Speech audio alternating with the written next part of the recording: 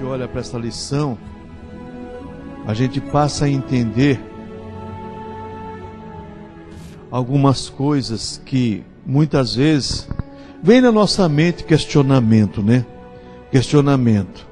E quando a gente olha para Jeremias aqui, Lamentações, Jeremias está vendo o resultado da pregação que ele fez.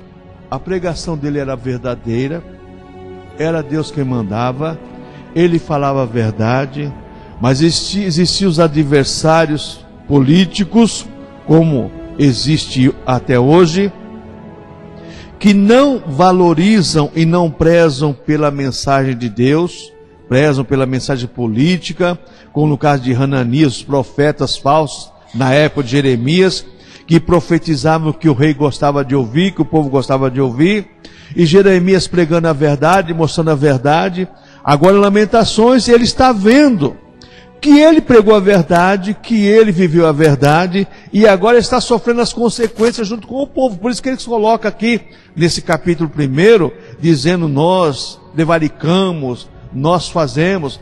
E o versículo 12 é um versículo tremendo, onde o profeta Jeremias diz aqui no versículo 12, olha só: atendei e vede se a dor como a minha dor, que veio sobre mim, com que me entristeceu o Senhor no dia do furor da sua ira. Jeremias está se comovendo, juntamente com o povo, por causa da dor que ele estava sentindo, pelo povo não ter dado ouvido à palavra de Deus. Eu sempre falo, irmãos, o pastor, o líder que está na frente, ele tem que pregar a verdade, certo de que Deus um dia vai concluir a boa obra que ele começou nesse mundo, que é o arrebatamento da igreja. Jesus vai voltar. Então, quando nós pregamos a verdade, ensinamos a verdade, veja bem, nós não vamos ver o resultado. O resultado nós vamos ver a igreja sendo arrebatada. Mas o que vai acontecer aqui no mundo já não pertence mais à igreja. Jeremias sabia que Deus ia mandar sua ira sobre o povo. E quando ele olha que está sofrendo junto com o povo ali em Jerusalém, a dor do castigo de Deus sobre aquele povo, irmãos, não é fácil não. E outra coisa que nós aprendemos, irmãos, o pecado, Deus se ira contra o pecado, e o pecado tem um castigo determinado por Deus. E as pessoas hoje, irmãos, muitas pessoas não estão dando crédito que Deus, esse Deus de amor, de bondade, de misericórdia, esse Deus misericordioso, bondoso, que nós temos hoje, na época da graça, que é a época da igreja, um dia ele será um Deus irado contra a sua criação. Não com a igreja que já foi arrebatada, mas quem ficar aqui nesse mundo vai sofrer consequências terríveis, e nós não estamos aqui para ver, mas nós sentimos já uma dor no coração pelas pessoas não darem ouvidos à palavra de Deus, não ouvir e não guardarem a palavra de Deus. Então, Lamentações de Jeremias, capítulo 17 da nossa lição aí, tem um esboço aqui na lição, dizendo que o livro pode ser esboçado da seguinte maneira: primeiro capítulo, a desolação e a miséria de Jerusalém. Após o arrebatamento da igreja, esse mundo aqui vai levantar um anticristo, esse mundo vai estar em desolação, vai estar uma catástrofe, e um líder que vai fazer esse mundo girar de uma maneira maravilhosa, esplendorosa, em pouco tempo. Jeremias, na época aqui em Jerusalém, estava uma catástrofe. Por quê? O Deus tinha castigado o povo, faltava comida, faltava água, faltava tudo para aquele povo. E Jeremias está no meio dele sofrendo as consequências.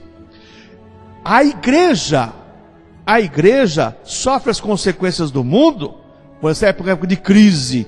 A igreja sofre as consequências do pecado do mundo. Nós não vivemos no mundo, mas veja bem, nós não convivemos com o mundo, aliás, mas vivemos nesse mundo. Então o pecado gera um monte de coisa que muitas vezes prejudica a igreja. E Jeremias, sofrendo junto com o povo, pregou a verdade, viveu a verdade, e agora está vendo o que Deus fez por causa do pecado do povo. No capítulo 2, esse esboço do livro, a ira do Senhor contra os filhos de Sião. Você vai ver que Jeremias falando, e chega no versículo 39 aqui do capítulo 2, você vai encontrar uma expressão bastante usada, no meio do povo de Deus, capítulo 2, não, é o capítulo 3, aliás, de que se queixa, pois, o homem vivente, queixe cada um dos seus próprios pecados. O capítulo 2, você vai ver aqui, o Jeremias, que o Senhor fez o que devia fazer com o povo, por causa da miséria, do pecado do povo. E capítulo 3, o Senhor disciplinará e terá misericórdia. Deus castiga o povo de Jerusalém, mas pela misericórdia do Senhor, pela aliança de Deus com os patriarcas, Deus salvou o remanescente. Para você entender isso, você tem que ir lá no capítulo 24 de Jeremias, quando Deus mostra para Jeremias uma visão de um cesto, onde tinha figos bons e figos ruins. Figos bons para comer e figos ruins que não podiam se comer. Deus falou assim, ó, os figos bons estão indo para o cativeiro. Os melhorzinhos foram para o cativeiro. Os ruins ficaram lá em Jerusalém para sofrer as consequências. A mesma coisa somos nós. Os figos bons serão arrebatados. Os figos ruins vão ficar aqui nesse mundo para sofrer as consequências. Pastor, você não pode falar isso, que você machuca as pessoas. Mas eu não posso deixar de falar o que a Bíblia diz. Eu não posso deixar de falar o que a Bíblia diz. Vai machucar as pessoas, você vai fazer o quê?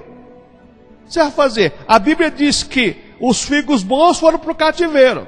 E lá você encontra Daniel, você encontra Hananias, Misael, Azarias e tantos outros homens de Deus. Como o profeta Seraías, que lá do capítulo 51, Jeremias escreve um livro, fala, você diz, prega para a Babilônia, fala por lá aí, e pega esse livro e joga dentro do rio Eufrates para ninguém ver, porque assim como o livro vai afundar no rio, a Babilônia também vai deixar de existir. Irmãos, a coisa é séria, pregar é coisa séria, a vida com Deus é coisa séria. O povo, muitas vezes, você fala, esse velho caduco, esse velho ultrapassado, esse velho não sei o quê. Irmãos, a palavra de Deus deixa bem claro. Quando a gente olha aqui agora, o capítulo 3, Deus vai disciplinar o povo, vai ter misericórdia, teve por amor aos patriarcas, por amor àquele povo que ele chamou. Agora, depois que arrebatar a igreja, por amor, Deus vai arrebatar a igreja. Agora, depois que Deus arrebatar a igreja, vai existir salvação? Vai, os 144 mil judeus vão pregar, e alguns vão se converter, as pessoas que não se marcarem pela besta também vão dar a vida para adquirir a vida eterna, mas vai ser a luta da vida pela vida. Hoje não, hoje é época da graça, hoje tudo é bonança, tudo é festa, tem o Espírito Santo, tem tudo. E o capítulo 4 termina do castigo de Sião, o povo sofrendo as consequências, e ali Jeremias fala, o capítulo 5, a oração de um povo afligido. É interessante que o povo só se volta a Deus quando a aflição chega, né? Quando a aflição chega, o povo se volta a Deus. Diante disso aqui, irmão, desse esboço aqui, vamos entrar na nossa lição. Jeremias, aí, capítulo 1, versículo 1, deixa bem claro, como se acha solitária aquela cidade tão populosa. Você vê uma cidade como São Paulo, né? Esse corre-corre no dia a dia. O dia que a igreja for arrebatada, para pensar. Para pensar. Como que esse povo vai ficar? Rapaz, aconteceu aquilo que alguns pregavam. Os crentes foram arrebatados. Vai existir um sistema organizado pelo espírito do mal, que vai eleger o anticristo, e eles vão tentar, vai resolver o problema de uma maneira material. Vai existir a marca da besta, as pessoas se marcar pela besta para poder se comunicar, comprar, vender e se relacionar. Quem não se marcar pela besta vai ser perseguido. Olha só, depois do arrebatamento da igreja, a igreja foi arrebatada por amor a Deus. Mas quem ficar aqui na terra e se marcar pela besta, você começa a ver lá os selos, você começa a ver as taças da ira de Deus, as trombetas do Apocalipse, e esse povo é tão perverso contra Deus que a Bíblia fala que mesmo sendo castigados, mesmo sofrendo as consequências das taças da ira de Deus, e das trombetas de Deus tocando, os anjos fazendo sinais na terra e no céu, e coisas acontecendo nesse mundo, as pessoas vão blasfemar contra Deus ainda. É por isso que a gente tem que tomar muito cuidado que o salvo, irmãos, o salvo, ele dá sinal de salvação. Agora, ele dá fruto de salvação. Mas o perdido, muitas vezes em nosso meio, ele não apresenta fruto de salvação. Pastor, você está julgando? Não, não estou julgando, estou mostrando aquilo que Jesus falou. Pelo fruto se conhece a árvore, e pela árvore se conhece o fruto. Então vamos para a lição aí. Nessa lição e na próxima estudaremos o livro de Lamentações. A obra atribuída ao profeta Jeremias foi escrita aproximadamente no ano 586 a.C. Porém o livro faz referência não apenas à tomada de Jerusalém, mas também ao sofrimento vivido pelo povo desde as primeiras investidas dos poderes políticos estrangeiros. O livro faz menção do sofrimento pelo povo e dos poderes políticos estrangeiros. Veja bem, a igreja, ela não é uma instituição política. A igreja é uma instituição religiosa. Mas infelizmente a política domina na igreja no sentido das diretorias e outras coisas mais. Quando a gente começa a olhar essa questão, os poderes políticos na época, no caso da Babilônia, já tinha existido o Império Assírio, que foi substituído pelo Império Babilônico, depois o Império Grego-Persa, o Império Romano. Os impérios mundiais sempre influenciam alguma coisa na vida da igreja. Sempre, sempre. Pega o caso do Brasil. No Brasil, os Estados Unidos é a maior potência mundial. O que a igreja nos Estados Unidos inventa, parece que é um atrativo sobrenatural para o mundo todo. Aconteceu alguma coisa nova lá, joga para o mundo, olha lá, deu certo isso. Irmãos, eu ouvi certa feita de um professor uma coisa, e eu guardo isso na minha mente. Quem inventa, ganha. Quem copia, empata. E daí por seguinte, é só prejuízo. Deu certo lá, tá bem. Alguém copiou, deu certo, mais ou menos, está tudo certo. Daí para frente não vai dar certo. A política realmente eclesiástica, como é chamado, é um prejuízo tremendo, porque a igreja ela é direcionada pelo cabeça, e o cabeça é Cristo. Esse cabeça age através do Espírito Santo, que forma o corpo dele aqui na terra. Esse corpo um dia será arrebatado para não sofrer as consequências, como Jeremias sofreu. Agora que Deus vai castigar esse mundo, vai. E esse mundo vai ser purificado com fogo, vai. E que o povo que não aceitar Jesus vai para o inferno, vai. E quem aceitou Jesus, viver com Jesus, vai para o céu, vai. Então, é realidades que têm que ser pregadas, como Jeremias pregou. E o povo não entendia o que Jeremias pregava, e Deus usou várias vezes Jeremias. Tem uma ilustração no capítulo 13, que aquilo me deixa preocupado. Olha só, Deus fala a Jeremias: Jeremias, você vai lá, compra um cinto de linho, você não usa, você vai lá no Jordão e enterra esse cinto lá. Ele foi lá, andou, caminhou longe, foi lá, colocou o cinto lá e esqueceu. Passou tempo, Deus falou assim: vai lá buscar o cinto que você comprou, que você enterrou lá. Chegou lá, Jeremias foi buscar o cinto lá, o cinto estava podre. Senhor, não presta para nada. Desse jeito esse povo perante mim. Que mensagem dura! Só que Jeremias entendeu que aquele povo não representava mais nada para Deus. Irmãos, o mundo vai pagar como aquele povo pagou. Agora nós vemos aqui o capítulo 1 de Lamentações, Jeremias chorando e mostrando: nós transgredimos, nós fizemos, nós prevaricamos, não existe dor como a minha. Ele está se incluindo no povo, ele está sofrendo as consequências, mas nós, igreja, não vamos sofrer a consequência, nós vamos estar com o Senhor. Agora essas pessoas que Deus fala assim: esse povo não representa nada para mim, vai pagar o preço caro. a pagar o preço caro, o preço da ira de Deus contra o pecado. O pecado, ele tem um preço a ser pago. Como diz lá o escritor aos Romanos, o apóstolo Paulo, o salário do pecado é a morte, mas o dom gratuito de Deus é a vida eterna. A pessoa morrer, descansou? Não. A pessoa morreu, ela vai para o céu, vai para o inferno. Esse é o problema que nós temos que tratar bem nas pregações. Ser como Jeremias. Jeremias foi para o calabouço, mas continuou pregando a verdade. Jeremias foi perseguido, mas continuou pregando a verdade. Jeremias passou fome, mas continuou pregando a verdade. Não arredou o pé da verdade. Permaneceu no ministério que Deus colocou ele. Então, irmãos, tomar muito cuidado para nós não mudarmos, porque os tempos, a política, faz as pessoas mudarem.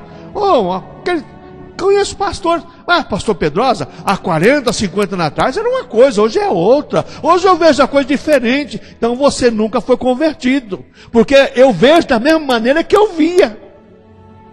O evangelho não mudou nada. O evangelho continua sendo o mesmo. A palavra de Deus é os mesmos. Os tempos mudaram, os homens mudaram, os conceitos muitas vezes mudam, mas a Bíblia permanece para sempre. Permanece para sempre. A Bíblia é a Bíblia sagrada e acabou. Então, as Lamentações, diz na nossa lição aí, o livro de Lamentações, tem 5 poemas que retratam muito bem o espírito de tristeza e dor daqueles que contemplaram a destruição de Jerusalém. Cada capítulo é uma queixa do profeta. Irmãos, depois do arrebatamento da igreja, o que vai ter de queixa nesse mundo? Por que eu não ouvi meu pai, não ouvi minha mãe, não ouvi aquele maluco daquele pintor, João Nunes, né? Naquela fábrica, né? Por que não? Porque aí os porquês, né? Vai ser de choro. Assim como esse povo está chorando, muita gente vai chorar também. O lamento por Jerusalém, capítulo 1. Veja bem, pela ruína da cidade. Agora Jeremias chorando, o povo chorando. Irmãos, existe uma lei, e essa lei não falha. É do capítulo 6 de Gálatas, verso 7. Aquilo que o homem semear, isso também ceifará. Quem semeia para a vida eterna, vai colher a vida eterna. Quem semeia para a morte, vai colher a morte, vai colher o castigo eterno. Não existe outra. Cada um colhe o que planta. Se eu planto milho, vou querer colher arroz? Claro que não. Plantei milho, vou colher milho. Se eu plantei arroz, vou colher arroz. Se eu planto feijão, vou colher feijão, não vou colher mandioca. Então a lei da semeadura é bem clara. As pessoas não querem nada com a salvação, não querem nada com Cristo. Jeremias pregando, mostrando a verdade. Olha, Deus chamou, Deus tirou vocês do cativeiro, Deus colocou vocês aqui na terra que manda leite e mel. Está aqui, ó, vocês já tinham visto as 10 tribos do norte serem levadas cativas. Agora Judá, não, porque Judá se prevalecia de 2 coisas. Nós temos o templo e temos o sacerdote, temos os rituais. Então eles achavam que Deus jamais ia deixar eles serem levados cativos por causa do templo e dos sacerdotes que existia lá. Só que você vai encontrar lá o povo, o sacerdote enganando o povo e sendo enganado, e os profetas juntamente com eles maquinando mal. Tanto o sacerdote como o profeta estava corrompido pela política. É o que acontece hoje com os pregadores. A maioria dos pregadores estão comprometidos com a política, estão contaminados com a política. Não podem falar a verdade. Às vezes quer falar a verdade, mas não pode. Mas como não estou envolvido com ninguém, eu posso pregar o que a Bíblia diz. Não pode falar isso, pastor. Pode sim, tem que falar. E o Jeremias viveu isso aí. Os sacerdotes estavam contaminados com a política, os sacerdotes estavam contaminados com a política, e os profetas, todo mundo caminhava de mãos juntos na política que dominava, que predominava, que era interessar ao rei, que era interessar à sociedade. O que é que interessa a sociedade hoje? A política do pecado. A igreja não pode pregar sobre isso, sobre aquilo outro. Não, a igreja tem que pregar a verdade, a santidade. Quem quer Jesus e viver com Jesus vai para o céu. Quem não quer vai para o inferno e acabou. Só isso. Só isso. Nada mais do que isso. Então, letra A do nosso primeiro tópico aí. Subtópico A. A glória e a humilhação de uma poderosa cidade. No começo dos anos 80, na época que pastor Jimmy Swaggart, que era famoso nos Estados Unidos, eles fazendo uma daquelas turnê que ele fazia naqueles estádios de futebol lá, e Deus usou ele daqueles cultos lá, naquele estádio de futebol, e ele pregando, ele dizia assim: se os Estados Unidos não voltarem para os princípios dessa nação, de serem cristãos, como nós somos ensinados, nós corremos o risco de perdermos a primazia de sermos a maior potência mundial. Está correndo risco. É que agora levantou um Trump aí, que é homem de Deus, que toda quarta-feira diz que tem estudo bíblico lá na Casa Branca, e Deus seja louvado por isso. Mas se continuar da maneira que está, Deus vai fazer com que aquela nação um dia perca a sua primazia. Está correndo risco? Está correndo risco. Por que a Alemanha já passou por 2 guerras mundiais, já foi devastada, e a Alemanha, você olha, a Alemanha é um país que está... Por quê? Sempre houve lá na frente cristãos que dominavam a nação, como a Angela Merkel lá, que obrigou a colocar a Bíblia nas escolas que tinham sido tiradas. Aonde o povo, onde Deus governa, bem-aventurada a nação cujo Deus é o Senhor. Se esquecer de Deus, irmãos, fica entregue na mão do capeta, na mão do pecado, na mão da devassidão. E é o que o povo do mundo quer. Por que o povo é contra a igreja? Porque a igreja pega a verdade, que a verdade revela na face deles que eles são culpados, como diz Isaías capítulo 3, versículo 9. O que diz Isaías capítulo 3, versículo 9? Vamos ver lá. Isaías capítulo 3, versículo 9.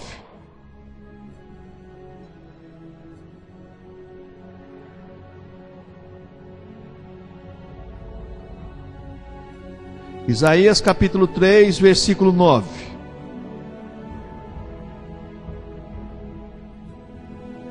Diz assim: a aparência do seu rosto testifica contra eles, e publicam os seus pecados como Sodoma, não os dissimulam. Ai da sua alma, porque se fazem mal a si mesmo. O mundo publica o pecado e quer que você compartilhe do pecado. Mas existe um ai da sua alma. Ai, aquele dia que Jesus arrebatar a igreja. Ai, aí o couro vai comer. E como Sodoma publica o pecado, faz questão de publicar, e quer que a igreja compartilhe com o pecado. Vocês são homofóbicos, vocês são não sei o que, vocês são não sei o que lá. Não, irmãos, nós somos contra o pecado. Nós somos contra o pecado. É o que Jeremias fazia. Ele era contra o pecado do povo, e ele viu agora a destruição de Jerusalém, o povo sofrendo por causa do pecado. Agora a gente olha nessa coisa aqui, a glória e a humilhação da poderosa cidade. Uma cidade ficou inteiramente destruída, desabitada, economicamente arruinada, a vida social foi extinta, desmontado tudo, a situação era de tristeza, de abandono. A palavra do profeta havia sido cumprida, mas só que a palavra dos falsos profetas não se cumpriram. Irmãos, a pior coisa que existe ser humano é ser enganado por si próprio. Eu às vezes fico pensando, uma pessoa que pega uma falsa mensagem, está enganando a si mesmo e enganando seu auditório. Quantas falsas mensagens você ouve e você vê? Quantos textos bíblicos, livros que estão escritos aí, falando da Bíblia Sagrada, não tem nada a ver com a Bíblia Sagrada. O pecado como uma causa da destruição. Letra B aí, tópico subtópico B. Jerusalém pecou gravemente, versículo 1, verso 8, de modo voluntário e deliberado o povo entregou-se à iniquidade. Os profetas apontaram para o mal praticado pelo povo, mas não houve mudança de vida. Se não houver mudança de vida, quem vai tratar é Deus. A obrigação do profeta é pregar a verdade. Agora, se não tem mudança de vida, se não quer nada com a mensagem pregada, meu irmão, as consequências estão aí. É visível a todo mundo. Então Deus vai agir conforme a sua justiça. Deus é um Deus de amor? É. Deus é um Deus de bondade? É. Deus é misericordioso? É. Mas Deus é um Deus justo. Salmo 97 deixa bem claro isso. Que Um dos fundamentos, o fundamento do santuário de Deus é justiça e juízo. É os fundamentos da santidade de Deus, é justiça e juízo. Então a justiça do Senhor, subtópico C, o pecado despertou a ira de Deus, o templo foi violado. Os versículos 8 e 17 mostram o peso da mão do Senhor sobre Jerusalém. O templo que o povo tanto, que foi construído por Salomão, que Davi queria construir, mas Deus não permitiu, para colocar a arca lá, e fizeram tantos rituais, tantos sacrifícios, que Deus manifestou sua glória. O templo que era, onde Deus era cultuado e adorado, o povo, jamais Deus vai permitir que isso aconteça. Presta atenção no que eu vou dizer. Presta atenção no que eu vou dizer. Existem vários pregadores que dizem assim: as portas do inferno não prevalecem contra a igreja. É verdade, contra a igreja de Deus. Mas contra a falsa igreja, as portas do inferno estão abertas dentro dela. Essa é a verdade. A falsa mensagem cria uma igreja falsa. A falsa mensagem cria um cristianismo falso, mentiroso, enganoso. Esse cristianismo que é só do ter e de obter, não é o cristianismo da Bíblia Sagrada. Jeremias pregava: ó, se vocês se converter, vocês vão voltar para Deus, Deus vai tratar com o inimigo. Não.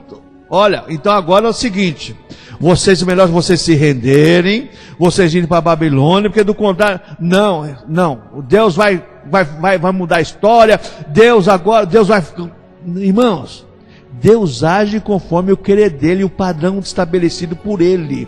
Deus falou, está falado e pronto, acabou. O reconhecimento da maldade praticada e o pedido de perdão. O clamor de um coração desfalecido, Jeremias, do verso 18 ao 22, do capítulo 1, diz assim: quando a angústia e a desesperança tomam conta de nós, há um braço forte que pode nos amparar. Somente Deus. A lição aí, sobre o quadro D: se por um lado, quem se rebela contra o Senhor, sente o peso da sua mão, aquele que clama a Ele na angústia alcança a misericórdia. Quem se rebelou vai pagar o preço. Quem clama na angústia vai receber misericórdia, vai. Agora tem uma coisa, irmãos: o preço tem que ser pago. Deus perdoou Davi, perdoou, mas a espada vai continuar na sua casa. Ah, mas esse era o Deus do Velho Testamento. O Deus do Velho Testamento é o Deus do Novo Testamento. Aquilo que o homem semear também vai ceifar.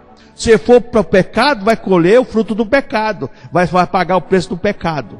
E as pessoas não querem isso. Não, pelo amor de Deus, eu creio num Deus que é amor, num Deus que é justiça, Deus que é bondade.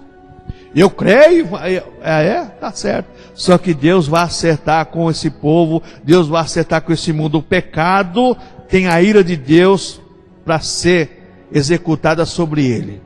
Razões do lamento do profeta, capítulo 2, até o capítulo 4. Preciosas verdades nos são reveladas por Jeremias nos capítulo 2, até o capítulo 4, onde encontramos diversos motivos das lamentações do profeta. O juízo do Senhor veio. No capítulo 2, Jeremias destaca em todos os momentos que foi Deus quem agiu. Foi Deus quem agiu. Essa é a ideia que permeia do versículo 1 ao 9 do capítulo 2. Foi o Senhor que praticou as ações que tiveram caráter de punição e juízo. Não foi o diabo. Foi Deus que fez. Às vezes acontece alguma coisa, as pessoas é o diabo. Não é o diabo, é Deus agindo. Não está certo? Está acontecendo?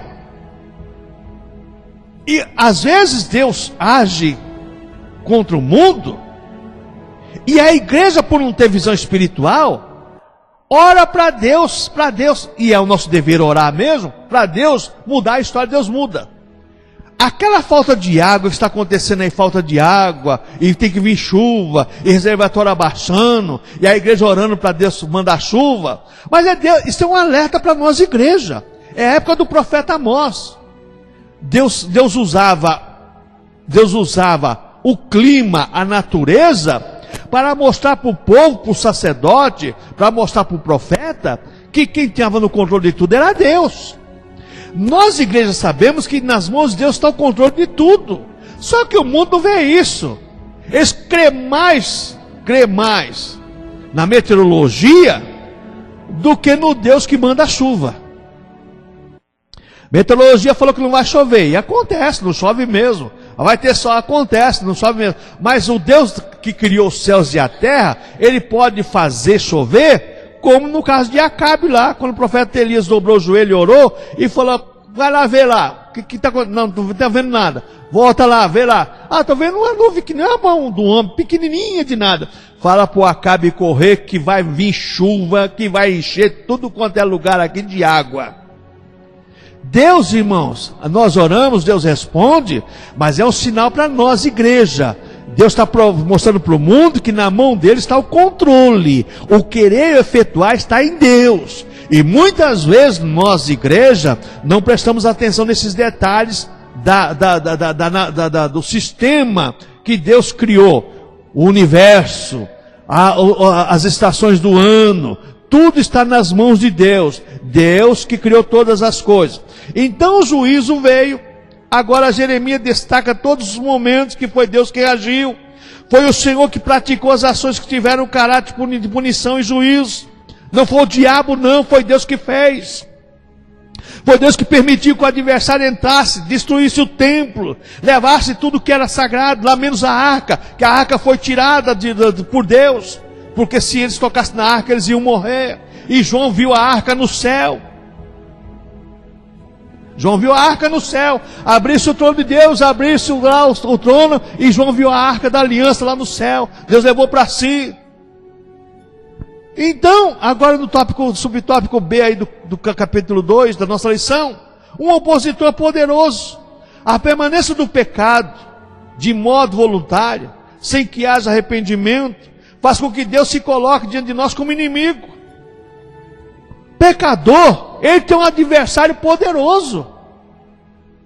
Ele tem um amigo. O pecado se torna um amigo dele, se torna um prazer.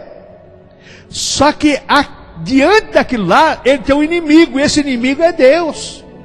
Não adianta fazer promessa, não adianta fazer isso, fazer aquilo. Não, Deus se torna o inimigo dele. O pecado, o maior inimigo do pecado é Deus. E Deus vai cobrar do pecador aquilo que está determinado na sua santa e bendita palavra. As razões do lamento agora. Vejamos agora vários motivos da lamentação de Jeremias. O profeta viu a extensão dos danos sofridos em Jerusalém por causa do pecado. Terá havido justiça por parte de Deus? A pergunta. Deus foi injusto então? Deus está sendo injusto comigo? Não, irmãos. Deus é justo demais. Se é que possamos usar essa expressão demais. Não, Deus é justo na conta. Ele faz conforme o querer dele. Deuteronômio 28 vai perceber que o Senhor advertiu seu povo sobre as consequências do pecado. Compare esses textos. Lamentações 1:3, Deuteronômio 28, 65. Lamentações 4:10, Deuteronômio 25, 28, 56, 57. Lamentações 1:5, Deuteronômio 28, 44. Lamentações 5:2, Deuteronômio 28, 30. Eles tinham sido avisados. Está tudo na Bíblia Sagrada. O mundo está sendo avisado que a igreja será arrebatada, que a pregação do Evangelho é para a salvação de almas. As pessoas estão sendo alertadas. Vai quem quer, ouve quem quer. Quem não quer, meu irmão, o dia vai chegar. Deus vai tratar com todo mundo. A igreja vai ser arrebatada e quem ficar aqui vai sofrer as consequências. Pastor, existe também uma bagunça escatológica, né? Do arrebatamento secreto e do arrebatamento visível. Eu creio como o nosso estatuto está bem claro. Nós somos pré-milenistas, pré-tribulacionistas, futuristas. Nós cremos no arrebatamento, no rapto da igreja secreta. Jesus virá a hora que menos pessoas esperam. Jesus vai levar quem estiver preparado e pronto. Virá como ladrão de noite, como diz a Bíblia Sagrada. Jesus não vai avisar, amanhã eu vou voltar, hein? Se fosse desse jeito, meu amigo. Quem que não ia estar preparado? Não ia comer, ia ficar só dando glória, glória, glória a Deus, até Jesus voltar. Mas Jesus virá como um ladrão de noite. Quem estiver preparado vai, quem não estiver fica. Mas a Bíblia fala que Jesus, quando todo olho verá, na segunda vinda, quando ele voltar com a igreja glorificada, aí todo olho que estiver aqui na terra vai ver mesmo, para eles ver, testemunhar que Jesus é o Salvador, que Jesus arrebatou a sua igreja, e a sua igreja está com ele lá na glória já. Quando o povo da terra vê visivelmente Jesus, será na segunda vinda, porque o arrebatamento da igreja é uma parte, e a segunda vinda para implantar o milênio é a outra parte. Bom, vamos caminhando aqui. Observe algumas razões do lamento do profeta exposta no capítulo 2 e 4. Olha só: destruição das habitações e das fortalezas. Não apenas as habitações do povo comum foram destruídas, mas também as fortificações militares. Cumpriu-se tudo que o Senhor dissera. Palavra nenhuma de Deus cai por terra, irmãos. O que Deus falou vai acontecer. Se a Bíblia diz que um dia vai acontecer das pessoas abrindo a torneira e sair sangue, vai acontecer. Se a Bíblia diz que um dia as nascentes de água serão contaminadas, vai acontecer. Se a Bíblia diz que um dia as pessoas vão sair andando e vai cair parte do seu corpo das enfermidades, das chagas, como diz lá em Zacarias, vai acontecer. Como diz Apocalipse também. Se a Bíblia diz que as pessoas vão tentar comprar e não vai ter direito a comprar, porque não se marcou pela besta, vai acontecer. Se a Bíblia diz que as pessoas serão perseguidas por aqueles que se marcarem pela besta, pelo anticristo, vai acontecer. A Bíblia diz, está escrito aqui, a Bíblia Sagrada, o que é? A revelação de Deus é escrita para nós, para ser lida, para ser estudada e para ser colocada em prática. Está escrito, vai acontecer, acabou, ponto final. Jesus falou: passaram os céus e a terra, mas a minha palavra não há de passar, pronto, acabou. Não existe questionamento. Não existe questionamento. O que existe realmente é o cumprimento da palavra de Deus, que vai acontecer. Jeremias pregou, aconteceu. Então agora, veja bem, existe o cumprimento do que o Senhor dissera ao povo. O povo não acreditou, pagou o preço. Irmãos, feliz o homem que aprende com os erros dos outros. A Bíblia, o que está escrito, é para o nosso aprendizado. Feliz o homem que aprende com o erro dos outros. Agora, aquele que paga para ver, sabe que a pessoa colocou a mão no fogo e se queimou, mas eu vou colocar a mão no fogo também para me ver se é quente realmente. Para que isso? Para que isso? Aprenda com o erro dos outros. Ruína política, lançou por terra e profanou o reino e os príncipes. Na indignação da sua ira, rejeitou e desprezou o rei. O reino, a casa de Davi, seus reis e príncipes que eram consagrados ao Senhor, deixaram-se corromper pelo pecado. Aqui uma advertência para aquelas pessoas que salvam para sempre. Sou eleito, sou predestinado, cuidado. O predestinado dá fruto predestinado, o eleito dá fruto de eleito. O eleito vive para Deus, o predestinado vive para Deus, não vive para o pecado. Creio em eleição, predestinação, mas quem é eleito, predestinado, vive para Deus, não vive para o pecado. O povo de Israel achava o seguinte: nós temos o templo, nós temos sacerdotes, nós temos a lei, nós temos os oráculos, temos os profetas, temos tudo aqui, jamais vai acontecer conosco. Aqui nós vemos aqui, Deus acabou com os reis da linhagem de Davi, para vir o Messias depois, acabou com a dinastia poderosa, acabou com tudo, destruiu as casas dos príncipes, destruiu tudo. Por quê? Meu irmão, se vive para Deus, tem a proteção de Deus. Como o salmista disse: se não for o Senhor que esteve ao nosso lado, ora diga Israel, os homens teriam engolidos vivos. Quem dá proteção é Deus. E se acontecer alguma coisa com a proteção de Deus, é porque Deus tem um projeto daquilo lá e acabou. As pessoas confiam mais na proteção humana do que na proteção de Deus. Eu estou protegido por fulano de tal. Você está na roça. Você está perdido. Você tem que estar protegido por Jesus Cristo. Está embaixo das asas do Senhor, da proteção do Senhor, através do seu Espírito Santo. Deus destruiu a política, os reinos poderosos de Davi, mas Deus tem uma aliança com Davi. Tem, e se cumpriu em Jesus Cristo, lá de 2 Samuel capítulo 7, se cumpriu literalmente. Deus tem uma aliança com os eleitos, com os predestinados, tem, com aqueles que dão fruto da predestinação da eleição, aqueles que são salvos e provam que são salvos. O fruto se conhece a árvore e a árvore se conhece o fruto. Ô irmãos, que coisa tremenda! Não, mas jamais Deus vai permitir que a linhagem do rei Davi seja consumida pelo adversário. Não, está certo. Todos haviam sido levados no cativeiro humilhados. Foram levados cativos humilhados. Pagaram o preço do pecado. Sofreram as consequências. Irmãos, toma muito cuidado. Deus retirou sua habitação do meio do povo. Lamentações 2, 6 e 7.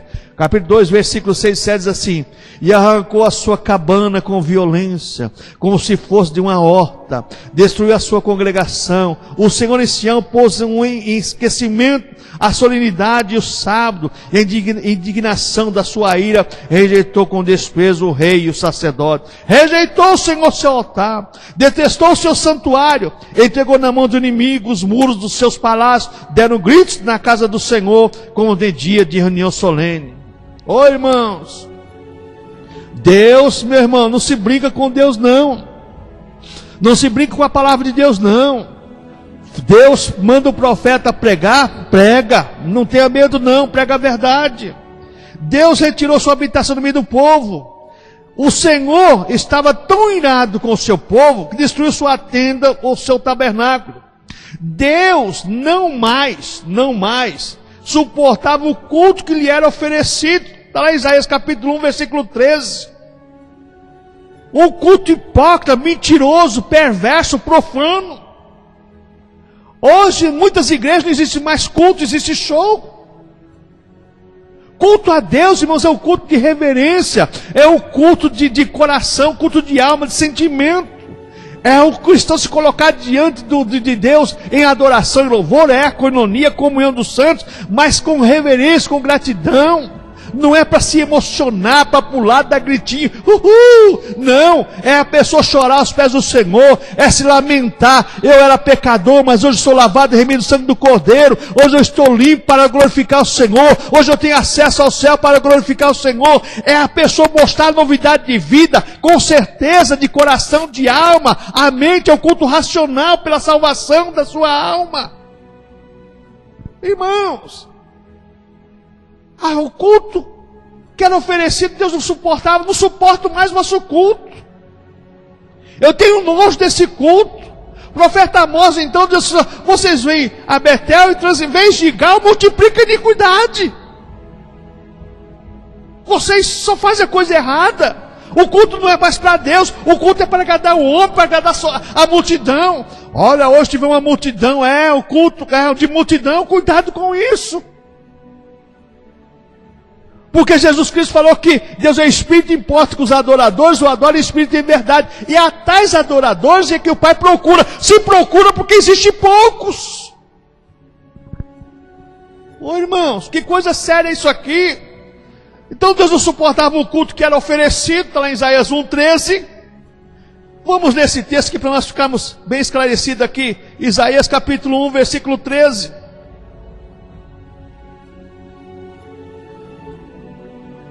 Isaías capítulo 1, versículo 13. Diz assim a palavra do Senhor: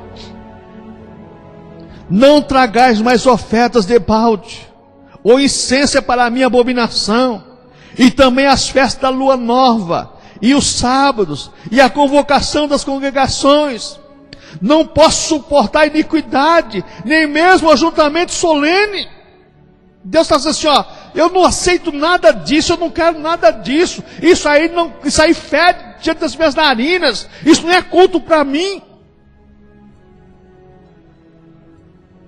As pessoas querem cultuar a Deus da maneira delas, não é da maneira que Deus instituiu. Outra coisa que nós vemos aqui na nossa lição: primeiro, Deus não suportava o culto que era oferecido. A vida religiosa tinha desmoronado. Profeta profetizando o que queria, falando o que queria. Não era o que Deus mandava. É o que acontece hoje, irmãos. Os falsos profetas e sacerdotes abandonaram a palavra de Deus e entregaram-se ao pecado. As pessoas vivem uma vida de miséria, de pecado. Deus pode usar? Raramente pode. Mas aonde Deus vai ser glorificado numa vida dessa? Deus quer uma igreja diferenciada, o sacerdote diferenciado do mundo. Somos sacerdotes santos, como diz o apóstolo Pedro. O apóstolo Pedro deixa bem claro isso. Somos sacerdócio santo, nação santa, povo de propriedade exclusiva de Deus, chamado para oferecer a Deus sacrifício de louvor, adoração. Ô irmãos, então só os profetas abandonaram a palavra de Deus e entregaram-se ao pecado.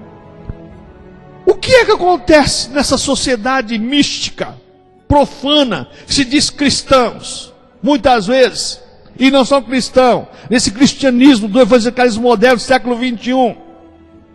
As pessoas abandonam a vida religiosa. Eu sou um homem da sociedade, eu tenho que misturar com o povo para ganhar o povo. Eu posso viver no mundo, sou obrigado a viver no mundo, mas não conviver com o mundo. Eu no mundo tenho que fazer a diferença, eu tenho que fazer diferente. Senão, meu amigo, a lei da física é mentirosa, mas a lei da física é verdadeira. Dois corpos opostos que se atraem, e não dois corpos iguais. Se a igreja for diferente do mundo, qual vai ser o atrativo para o mundo? Se a igreja se tornar como o mundo, qual vai ser o atrativo para o mundo? Se a igreja não for diferente do mundo, como é que ela vai influenciar o mundo? Não vamos fazer o que eles fazem para nós ganharmos eles. Pelo contrário, eles vão ganhar você. Eles vão ganhar você. Você não vai ganhar eles não. Porque eles vão entrar sutilmente no teu meio, no teu convívio, e você vai começar a conviver com eles. Outra coisa, nós vemos nossa lição aqui: fome e sede, Lamentações 2, 11 e 12. O profeta declara: pois desfalece os meninos e as crianças. As crianças choravam de fome, porém as mães nada tinham para oferecer. Coisa terrível. Arrebatamento da igreja agora. Quem ficar aqui não se marcou pela besta, porque acredita que Jesus arrebatou sua igreja, agora não vai poder comprar nem comer, e a criança pedindo comida. Já pensou que situação? E não poder comprar nem nada? Come raiz, pé de mato. Irmãos, a coisa é séria. Existia um pregador nos anos 70 e 80, que só falava sobre escatologia. Ele veio em São João Clímaco aí umas 2 vezes aí em São João Clímaco, lá em Santander, várias vezes, onde a gente congregava. E ele sempre falava assim, se a igreja for arrebatada, a melhor coisa que, se você ficar, a melhor coisa que você tem é fugir para o meio do mato. Vai lá para o Amazonas. Vai para lá. Porque lá você vai pescar enquanto Deus não contaminar os rios. E você tem muita raiz e fruta para você comer. Porque do contrário, se ficar aqui em São Paulo, você vai ser perseguido. Não é um conselho bom, mas é um conselho sábio.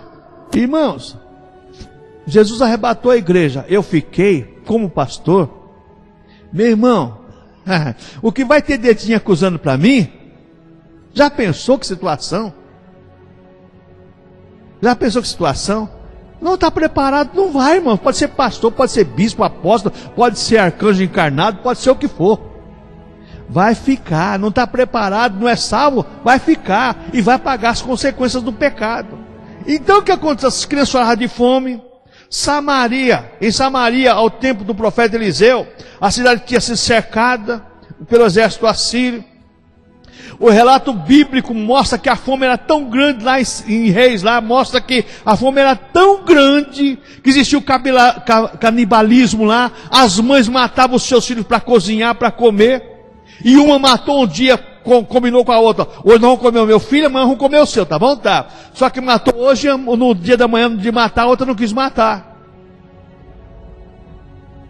Vendia-se esterco de pombo, já pensou comer esterco de pombo? E era caro, hein?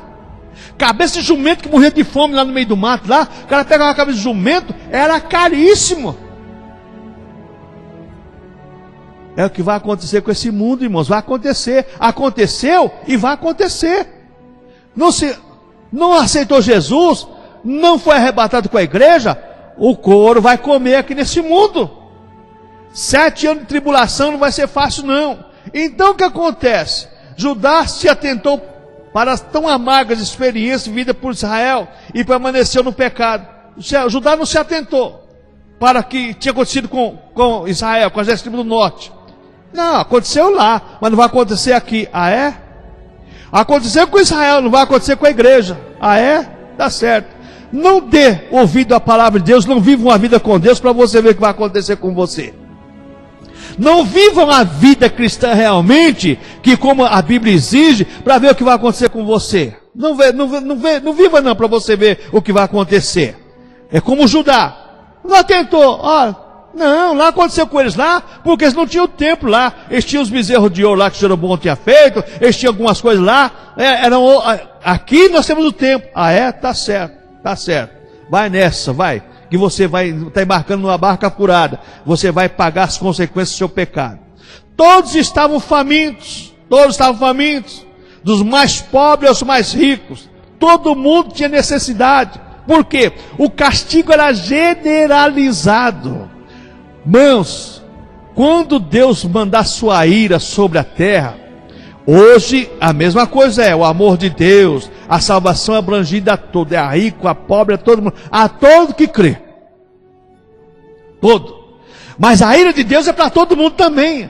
Não está pensando que o cara é rico e ele vai ter dinheiro para comprar, só que tem uma coisa, se ele se marcar pela besta, que já vai para o inferno direto. Mas se não se marcar pela besta, ele vai poder comprar também. Pode ser dono do supermercado, pode ser o que for, ele não vai poder comprar, não vai poder comer. Assim como Deus fez com eles lá, vai fazer com esse mundo perverso também. Isso aqui é um ensinamento para nós, é uma realidade. Essa mensagem é contemporânea para nós aplicarmos na vida das pessoas que serão arrebatadas, que é a igreja do Senhor, que Ele comprou pelo seu sangue, que Ele comprou pela sua vida dada lá na cruz do Calvário para nós. Então a igreja será arrebatada, mas quem ficar aqui vai sofrer a ira de Deus sobre o pecado. Todos pagaram o preço. Todos sofreram as consequências do Senhor. Quando a gente olha essa questão aqui, a Bíblia fala em Deuteronômio 28, 56 e 57, sobre o povo de Deus. Olha a profecia se cumprindo. Deuteronômio capítulo 28, vamos ler aqui. Deuteronômio 28, 56 e 57. O que o profeta Moisés profetizou para esse povo aqui? Deuteronômio 28, 56 e 57. Olha o que diz aqui. Vamos lá. E quanto a mulher mais mimosa e delicada entre ti, que de mimo e delicadeza nunca tentou pôr a planta do seu pé sobre a terra, toda cheia de coisinha, né? Vou sujar meu pé? Que é isso? Não, né? Só vive no palácio, só vive no luxo, né? Nos pés sobre a terra. Será maligno o seu olho contra o homem do seu amor, e contra o seu filho e contra a sua filha. É isso por causa das suas párias que saírem dentre os seus pés, e por causa dos seus filhos que tiver, porque os comerás escondidas pela falta de tudo ao seco do aperto com que o teu inimigo te apartará nas tuas portas. Moisés já tinha prevenido o povo: vocês vão herdar uma terra, vocês vão ter abundância, terra mana leite e mel, vocês vão ter tudo, mas se vocês não derem ouvido à palavra de Deus, não praticar o que Deus manda, vocês vão sofrer as consequências. As próprias mulheres dele que vivem nos palácios, que não mancham o pé na terra, que está vestida, luxuosa, que anda cheia de luxo, essa vai comer o próprio filho. Oi, irmãos, se cumpriu. Quando a Bíblia diz, lá em Mateus capítulo 24, capítulo 25, com Jesus falando sobre os finais dos tempos, vai acontecer, irmãos.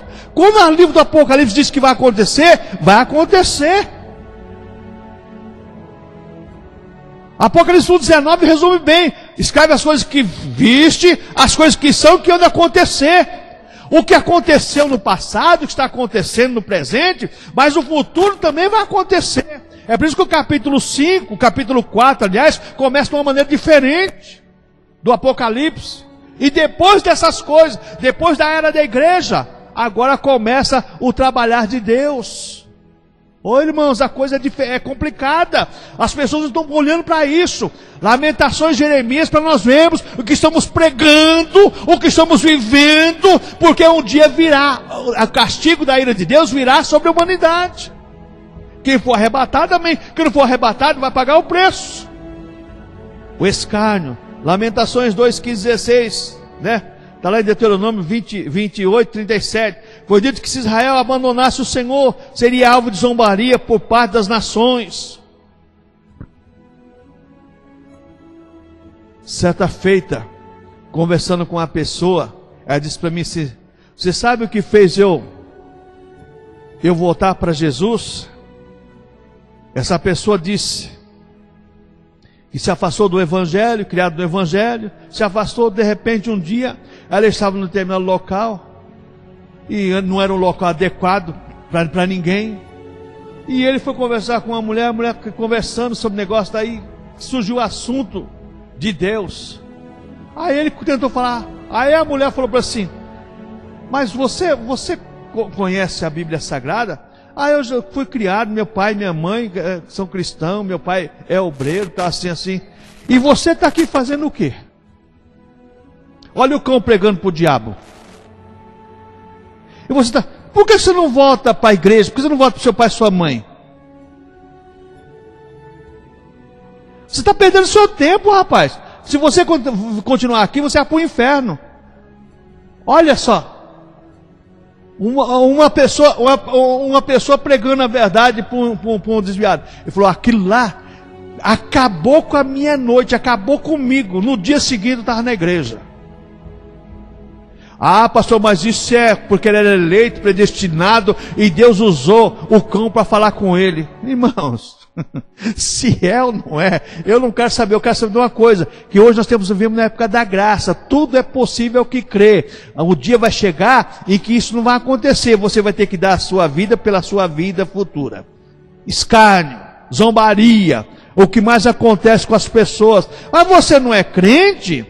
Por quê? Por quê? Por quê? Por quê? E começa os porquê de chapéu, sem chapéu, junto, separado e assim por diante. O tempo da humilhação vai passar. O valor da oração, a mensagem que há nos versículos 18 a 22 do capítulo 4 é de esperança. Aí o único caminho apontado pelo profeta nos momentos da grave crise é o da oração, regada pela humildade e pela persistência diante do Senhor, se humilhar perante de Deus, orar perante o Senhor, buscar a face do Senhor, para Deus mudar a história. Deus muda. A oração ensinada pelo profeta deve ser sincera, não consistindo de meras repetições e de frases decoradas, não. Jeremias, falando do nome do Senhor, diz que em uma de suas profecias, invoca-me e te responderei, lá em Jeremias 33. Irmãos, nós temos muito que aprender com o profeta Jeremias. Essa revista para mim foi maravilhosa, aonde eu começo a entender que pregar a verdade é o fundamento da igreja, viver a verdade é o fundamento da igreja. Quem quiser aceitar, amém. Quem não quiser aceitar, amém, irmãos. Mas nós temos que permanecer naquilo que Deus estipulou para a sua santa igreja. Ele quer que vivamos a verdade e pregamos a verdade para um dia vivermos eternamente com Ele nos céus. E diz aqui, para terminarmos a nossa lição, Deus não despreza corações contritos, quebrantados, como diz Salmo 51, 17, é verdade. A pessoa se arrepende, a pessoa busca a Deus, a pessoa encontra a Deus. a solução dos seus problemas. Angústia poderão vir? Poderão. Situações difíceis poderão vir? Poderão. A igreja pode sofrer afrontas? Pode sofrer afrontas. Mas tem uma coisa, a igreja é vitoriosa porque Cristo é vitorioso por nós. Eu posso todas as coisas naquele que me fortalece. A luta, a decepção, desilusão, problemas, adversidades, angústia, tudo vai vir. Mas eu tenho um Cristo que me fortalece para vencer todas as coisas. Por isso o profeta insiste no fato de que é necessário humilhar-se diante do Senhor. A nossa vida tem que estar nas mãos do Senhor. O nosso ministério tem que estar nas mãos do Senhor. A vida das pessoas tem que estar na mão do Senhor. Como diz aquele louvor, tudo, ó Cristo, a ti entrego. Sim, tudo por ti deixarei. Você tem que deixar, muitas vezes, o seu bom gosto. E o melhor bom gosto é buscar Jesus, mas o seu gosto particular. Muitas vezes você tem que renunciar a um monte de coisas. Renunciar, porque Jesus falou assim, aquele que quiser vir após mim, renuncia a si mesmo, toma a sua cruz e segue-me. Renunciar a nós mesmos, nossos gostos, nossos sabores. Irmãos, tem a hora que você recebe certo convite que você fala assim, rapaz, vou perder mais essa. Mas você tem compromisso com Deus, com a palavra de Deus, você tem que renunciar. Você tem que renunciar. E então, irmãos, que Deus nos ajude a sermos fiéis e verdadeiros, como Jeremias foi. Jeremias viu o que aconteceu, pela pregação que ele pregou, que era verdadeira, e que Deus agiu conforme ele havia falado, e Deus agora foi glorificado através da vida do profeta. Que Deus venha a ser glorificado através das nossas vidas, nossas pregações, irmãos. O nosso dever é pregar a verdade e procurar viver a verdade. Porque é isso que Deus quer da sua igreja. Amém, irmãos?